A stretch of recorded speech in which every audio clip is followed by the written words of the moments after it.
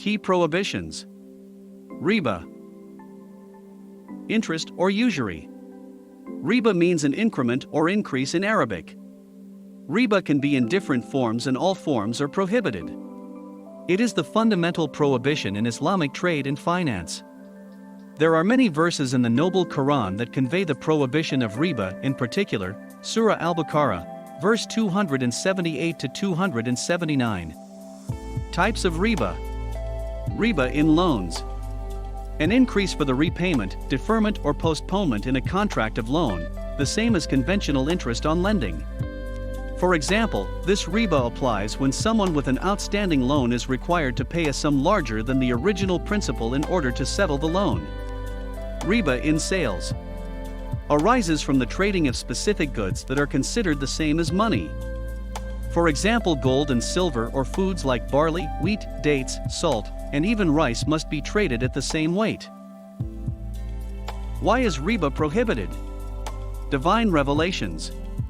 Riba is prohibited in the Noble Quran and Sunnah and is a commandment from Allah. Economic injustice. A riba-based economy increases inequality between the wealthy capital owners and the poor. Misallocation of capital. Capital is often provided to borrowers who can pay back the loan instead of productive investment. Passive, least risk. Riba-based investments encourage passive investment rather than contributing to productive and meaningful advancement of the real economy. Implication on Islamic equities. Investing in Islamic equities allows for investors to share the profits and losses based on their company investments, whilst contributing to a productive and real economy. This fulfills the key principles of Islamic trade. Did you know?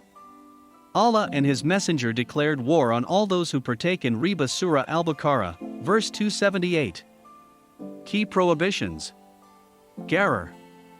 Uncertainty. Gharar can be defined as unnecessary risk, deception, or ambiguity in transactions.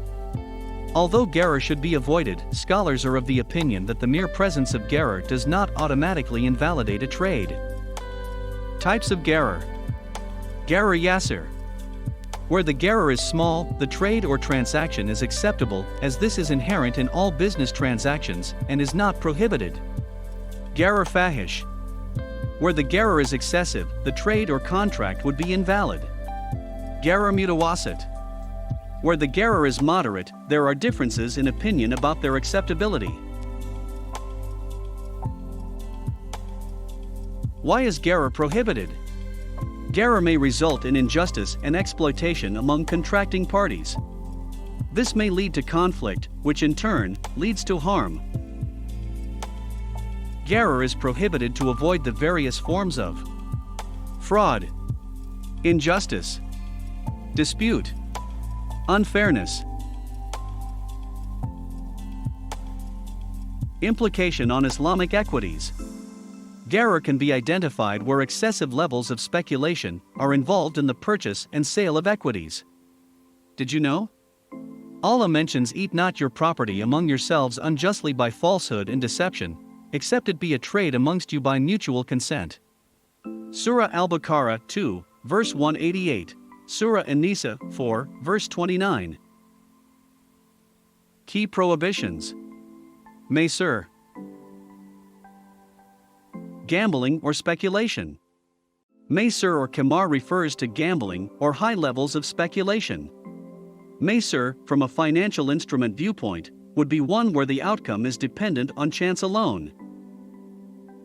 Key prohibitions. Gambling or speculation. Gambling transactions are considered zero-sum games in Islam. This means that one party must lose for the other to win. Islamic transactions are meant to be mutually beneficial and equitable. Why is maysir prohibited? Maysir refers to the easy acquisition of wealth by chance, whether it deprives another's right or not. Maysir also refers to games of chance in which one gains at the cost of others.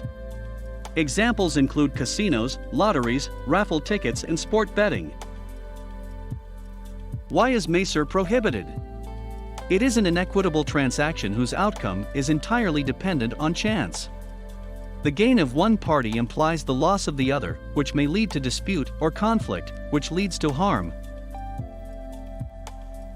The practice often leads to disputes and quarrels among the gamblers and their families, causing a negative impact on the social fabric of society.